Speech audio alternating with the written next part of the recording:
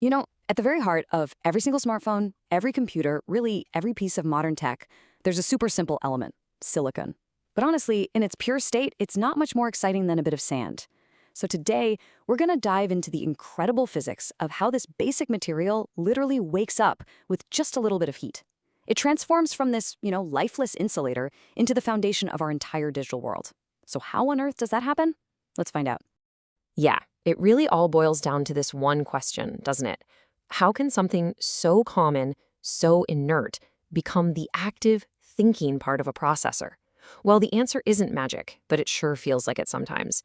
It all comes down to this really elegant dance of electrons and energy happening inside a perfectly ordered crystal. Okay, so to really understand how silicon awakens, we first have to see it in its deepest sleep. We're talking about going to the coldest temperature that's even possible, absolute zero. Down there, everything is just in a state of perfect frozen order. So let's take a look at this structure.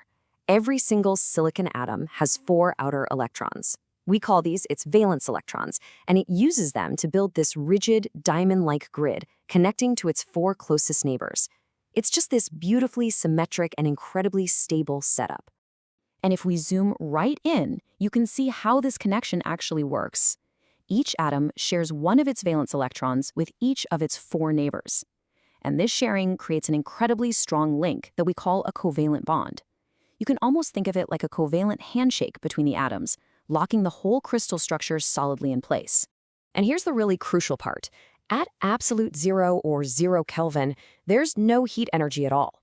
So every single electron is locked into one of these covalent handshakes. There are 0 free-roaming electrons to carry an electric charge. And what does that mean? Well, it means no electricity can flow. In this frozen state, pure silicon is a perfect insulator. It just doesn't conduct at all. But of course, we don't live at absolute zero. So what happens when we just add a little bit of heat? This is where the magic really begins, the awakening.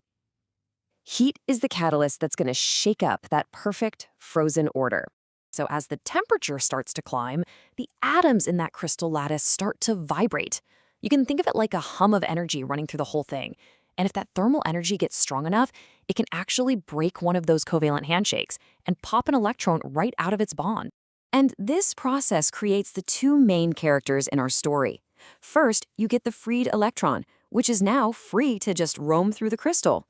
But it leaves something behind, a vacancy, an empty spot in the bond. We call this a hole. And here's the most important rule for pure or intrinsic silicon. These guys are always created in pairs, 1 for 1. So the number of free electrons is always going to equal the number of holes. Now, you might be thinking a hole is just empty space, but in the world of semiconductor physics, it's so much more than that. We actually treat it like an active particle. Since it represents the absence of a negative electron, the hole itself has what we call an effective positive charge. It's a mobile charge carrier, just like its partner, the electron. Okay, so now we've got our charge carriers, these negative electrons and positive holes. But how do they actually move around to create an electrical current? Well, it's kind of like a 2-lane highway for electricity. You see, there are 2 totally different ways that charge moves here. The free electrons, they're easy. They just zip around independently through the spaces between the atoms. But the holes, they're different. Their movement is more of a clever illusion. Okay, look closely at this 3-step process right here. In step 1, we've got a hole at site 1. Then in step 2, a bound electron from a neighboring bond over at site 2 gets just enough little bit of energy to jump over and fill that hole. The result? In step 3, the hole has now effectively moved to site 2. It's just like a game of musical chairs. The empty spot appears to move even though it's really the bound electrons that are doing the hopping. So what happens if we apply a voltage across the silicon? We create an electric field. The negatively charged free electrons, well, they're pulled toward the positive side, and the positively charged holes are pulled toward the negative side. They flow in opposite directions, but, and this is cool, both of these movements contribute to the total flow of charge. This brings us to a really key idea. The total current is the sum of the electron current plus the hole current. They're both working together.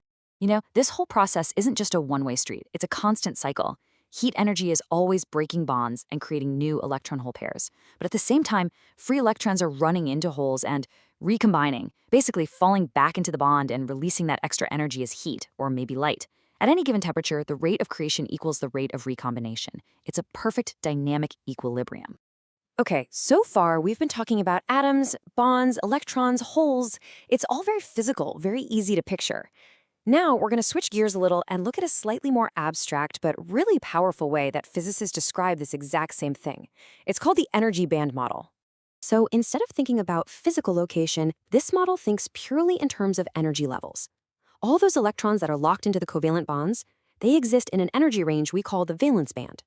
Now, to break free, an electron needs to gain enough energy to jump up to a higher energy range called the conduction band.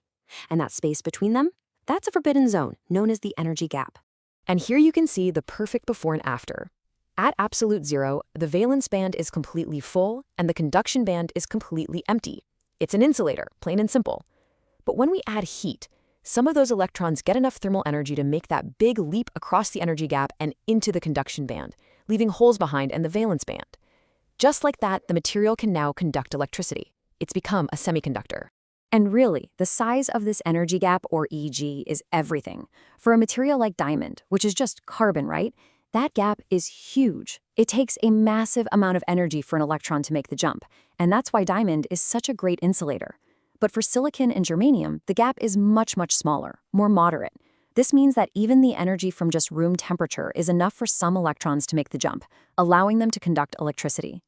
All right, we've looked at this from two different angles now, the physical crystal lattice and the more abstract energy bands. So let's bring it all together and wrap up the core ideas of these intrinsic or pure semiconductors.